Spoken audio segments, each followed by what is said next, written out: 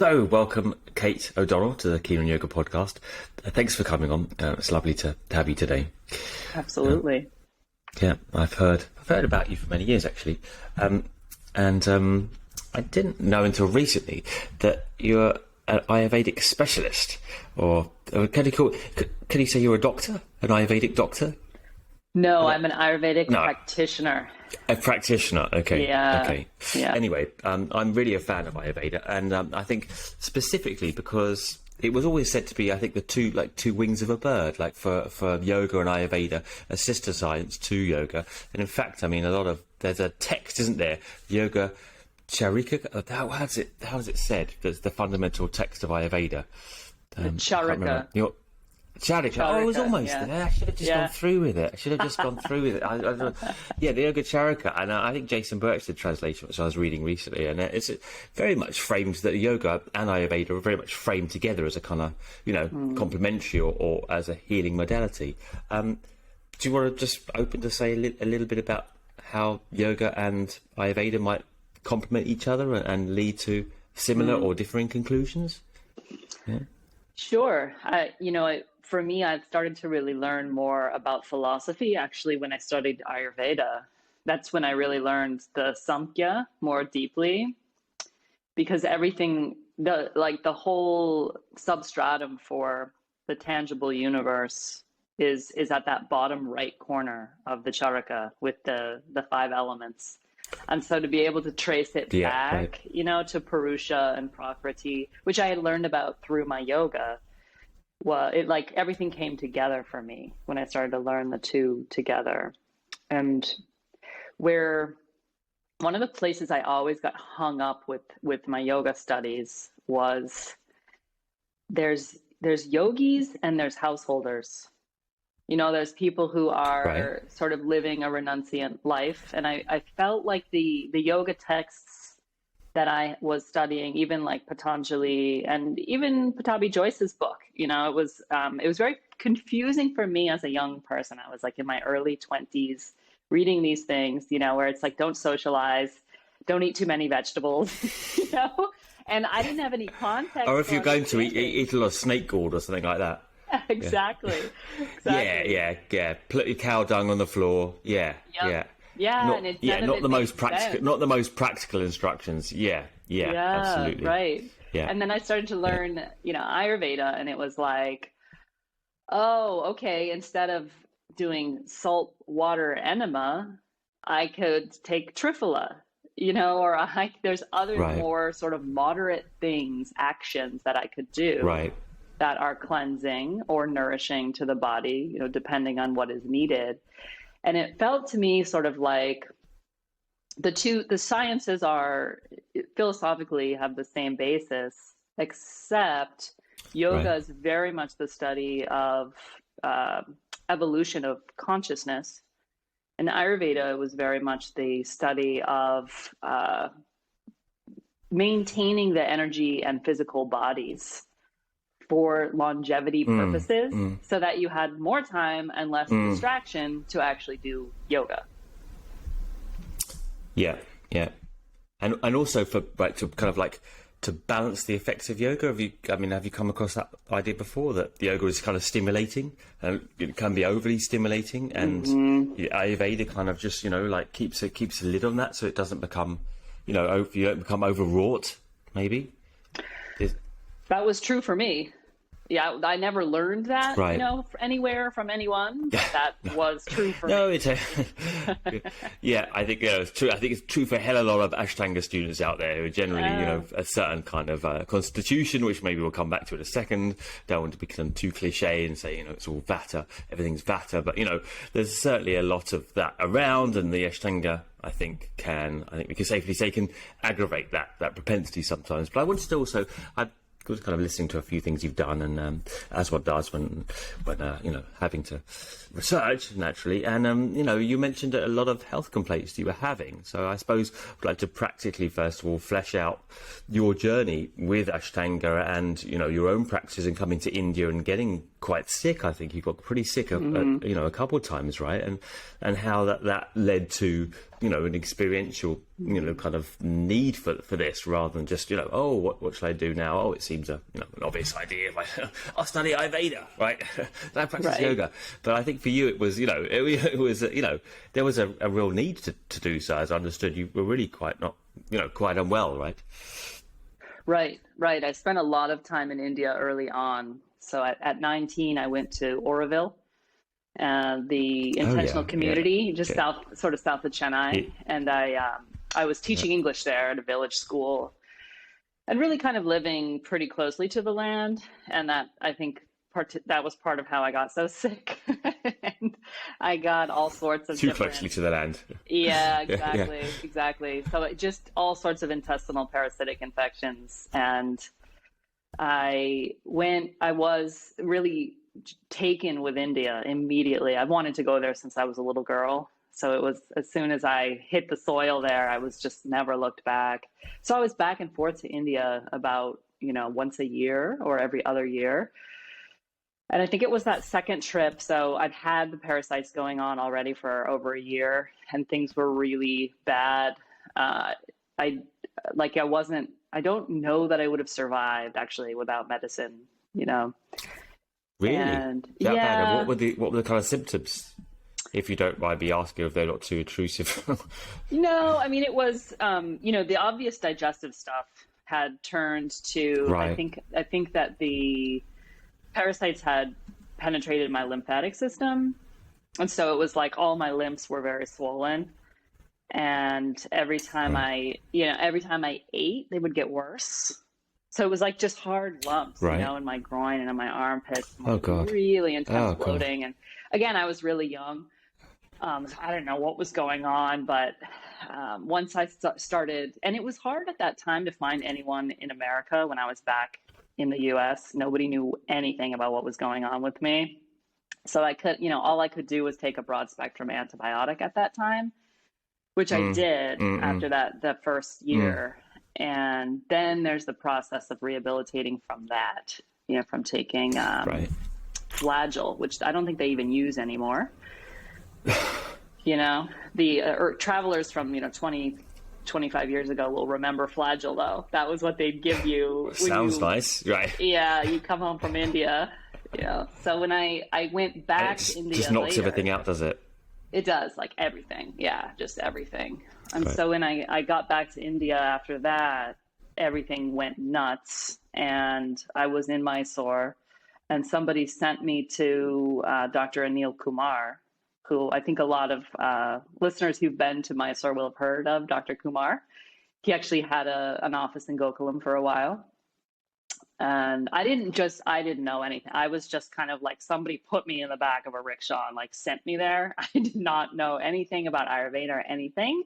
They were just like, here's a doctor, and I just did everything that he told me to do. I did a Panchakarma at the Aditya Ayurveda Hospital right there on Contour Road. And it just changed everything for me. It changed my relationship to reality. It changed my ability to understand reality. And that was not what I was expecting. I was just kind of trying to get my digestion back. Yeah, that's a pretty intense thing to say. I mean, pretty extreme kind of shit. How so? It was like, first of all, I think to receive medical care where you have no idea what's going on there's a certain amount of surrender that happens there, that I was undergoing, sort of invasive things, like having people give me enemas, things like that. You're naked on this wood table, covered in milk. It was just all this kind of okay. wacky. Well, that could be life changing. Yeah, I can see that. Yeah, right. Yeah. But what happened was that when I had the actual cleansing moment, so you do all of this preparatory procedure in order to get the things that need to leave the body, you sort of bring them, you centralize them to the digestive tract, and then you do some sort of a purge, and so it was after that purge that it was like the veil between the physical and the subtle realms just became very thin, because I think my physical body had been altered, in such a intense way in such a short moment of time. It was like a 24-hour period, and my body was not the same. I was, I think, more attuned to the subtle body than the physical body, just because that was more available, because my physical body was like someone else's body, that was unfamiliar to me. And so I was just I was sort of communicating with, it felt to me like subtle ways of knowing, instead of how we usually kind of filter our experience through our sense organs and our physical body and the ego, the ahamkar, like Kate O'Donnell is this and does that and knows this and thinks that way. All of that was removed. How long did that experience last? Oh, it was, I would say, that the very intense, angels singing kind of thing was like an hour. 10 minutes. That was right. Okay. Yeah, okay. Exactly. But it had a dramatic effect on you. I suppose my second question is, what do people have to, do all people have to go through the Panchakarma? I mean, you hear a lot, when you hear of Ayurveda, you often hear of Panchakarma in the same breath, but, obviously you were very ill and you did it, and for an everyday person who perhaps isn't suffering, so chronically with parasites, etc., is this necessary? And what are the basic? I mean, just to get on a practical kind of bent again, where it doesn't involve necessarily enemas or puking up or or anything else. What kind of basic principles might people start operating from in Ayurveda? Right. And I suppose a subsidiary to that question is, look, do you need, you hear of this Panchakarma, this purging, do you really need that, or is there, more kind of gentle ways to go about it, that people might practically do without going to India and being slathered in oil or milk and put on a wooden table and God knows what else. Right. Yeah. I mean, so the disease process and the way it's described in the Ayurveda text is there's 6 different levels. So you can be working, at the earlier stages, like the first 3 stages of disease, where you're just having like early signs and symptoms, and then those symptoms become aggravated and start to affect your ability to do daily life.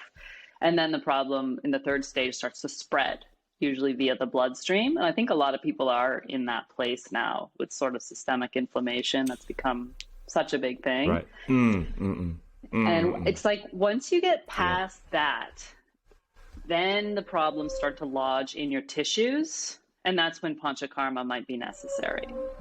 But we have, the whole first volume of the text is just about prevention of getting to the point where you might need that, know? Mm-hmm.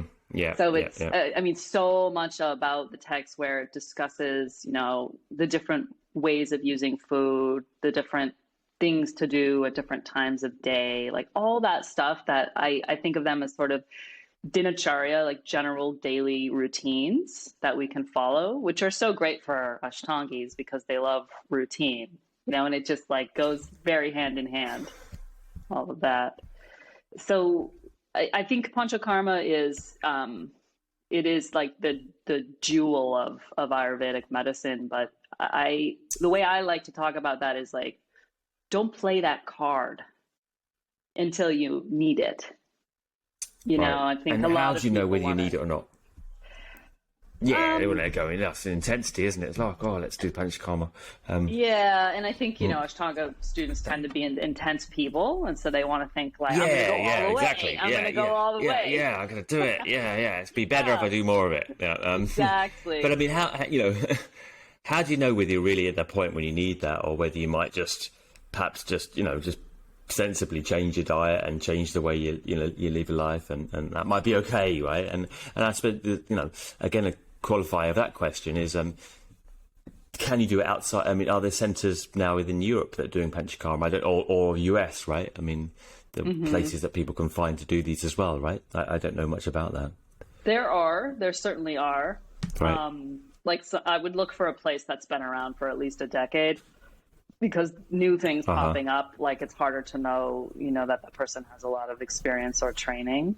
But you don't have to go to India to do Panchakarma. That's for sure. Okay. Yeah. Right. Yeah. Mm-hmm. And I think, I think it's important to integrate some of the daily diet and lifestyle regimens before doing Panchakarma anyway. So if one is feeling like something's wrong with the health, and you're already integrating these routines, like you've already changed your diet, and you're already kind of like sleeping at the right time and eating at the right time, but you still feel sick, that's probably when, you might need to go to deeper measures. And it's important to me, before people undergo Panchakarma, that they have established healthy routines that they're going to go back to after. Right. Or else that's problematic. Yeah. That's problematic to cause this kind of change in the tissue of the body, and then like go eat hot dogs and Twinkies. Like that's really going to make problems. What is it? I've heard of Twinkies. What is a Twinkie? Is it a pretzel of sorts, right? Yeah. No, it's like a pastry, like a highly pastry, processed, is it? a sponge really? cake. A Twinkie, yeah, it's like a right? sponge. Okay, that sounds nice. That's a great name.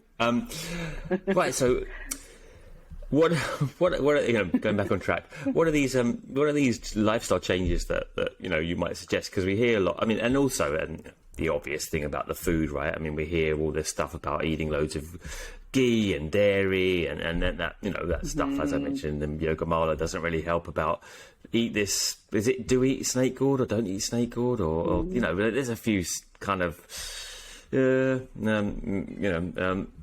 perhaps bizarre suggestions as to what Mm. someone should eat when practicing yoga.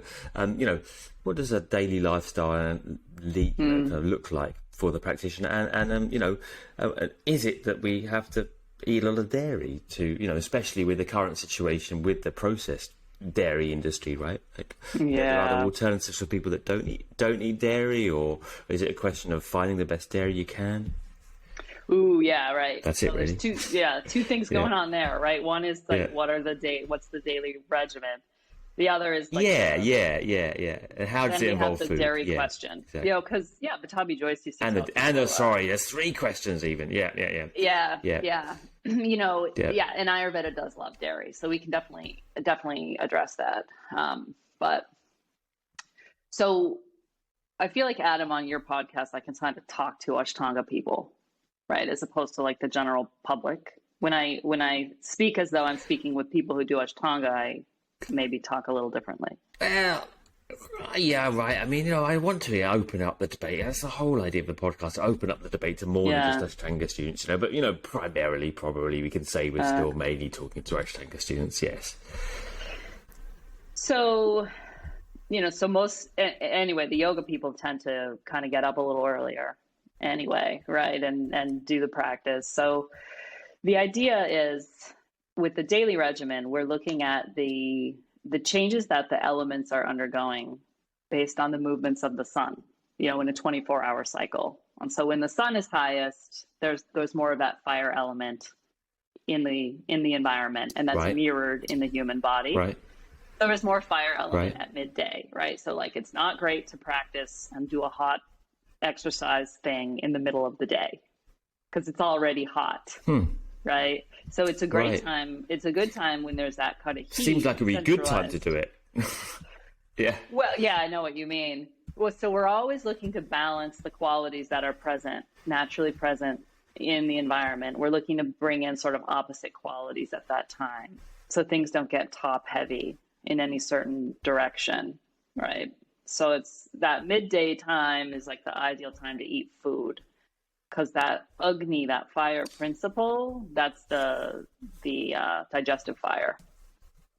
So that's like strongest in having a little like party at midday, because that's when the sun is highest. And so we have this routine around eating the biggest meal at lunchtime, which works, I think, for a lot of people who are up early doing practice and whatever.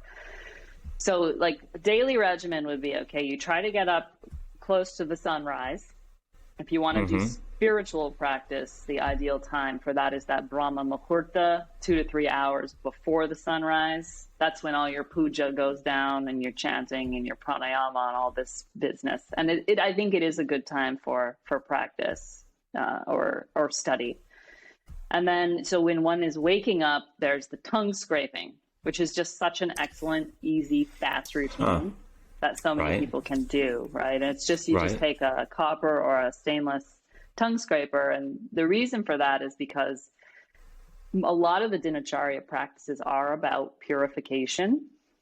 So the body is sort of, while you're sleeping, the body is cleaning house, which is, you know, it's like, that's why we tend to not eat a big dinner, because then your digestion can be resting, and instead the liver is kind of cooking junk out of the blood. And so all of that stuff the body wants to get rid of is coming towards the ends of the mahasrota, or the digestive tract. So your mouth and your anus. So when you get up, you scrape the tongue, because there's going to be like mucus there, and you remove that mucus rather than like put it back down into the stomach, which that's so easy. So you can just get like a tongue scraper, can you? You Google tongue scraper and buy one for people. Or could you use a toothbrush or something like that? Not the same. You have to have a copper. Not the same. Right, okay, you need a copper thing. Yeah. Yeah, and I think in the practical terms, what happens if you can't? Right, it won't do it. Okay, forget that suggestion, everyone. Just use that copper tongue scraper thing. Get it. What happens if, you know, practically speaking, you're unable to eat your main meal at midday? I mean, you know, like it used to be the case that everyone had that time off, you know, and certainly in southern Mediterranean countries, you have this ritual of eating, you know, like your main meal and having, you know, hours of siesta or whatever off work.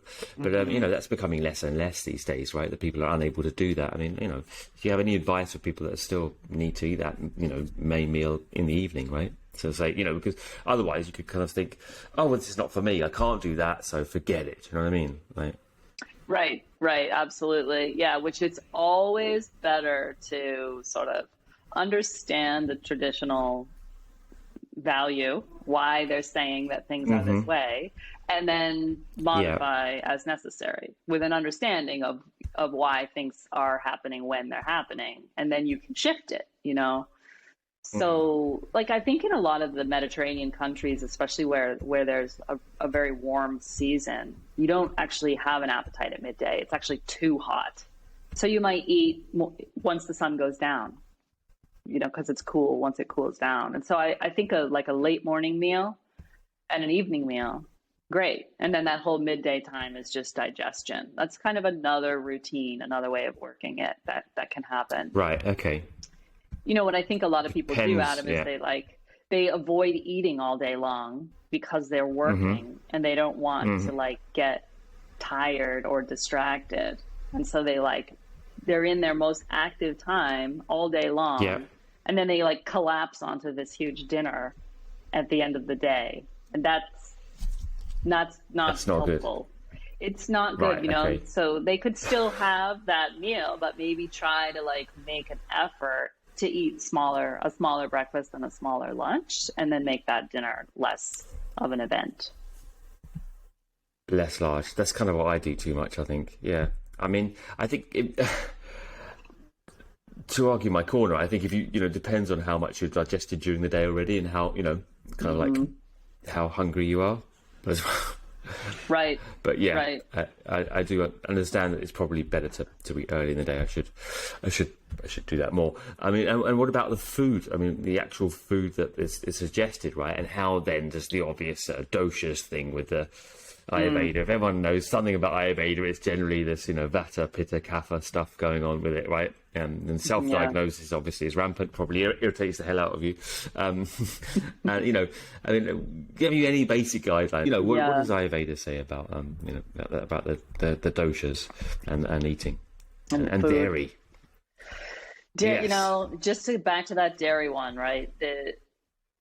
The dairy it has naturally occurring fat. And it's sort of one of the more fatty substances. It's a very nourishing, sort of rich and cool at the same time. So when you do a lot of yoga, especially pranayama or like advanced postures, you are creating a lot of heat in the system, specifically in the nerves. Like we're running energy through the nerves on purpose. We do that as a tonification, right? And people think Ashtanga is crazy, but if done correctly, you know, slowly and slowly, it can be very beneficial to strengthen the nervous system. But on a physical level, you need to buffer that, right? That needs to be buffered by fats. Fat makes up your myelin sheath.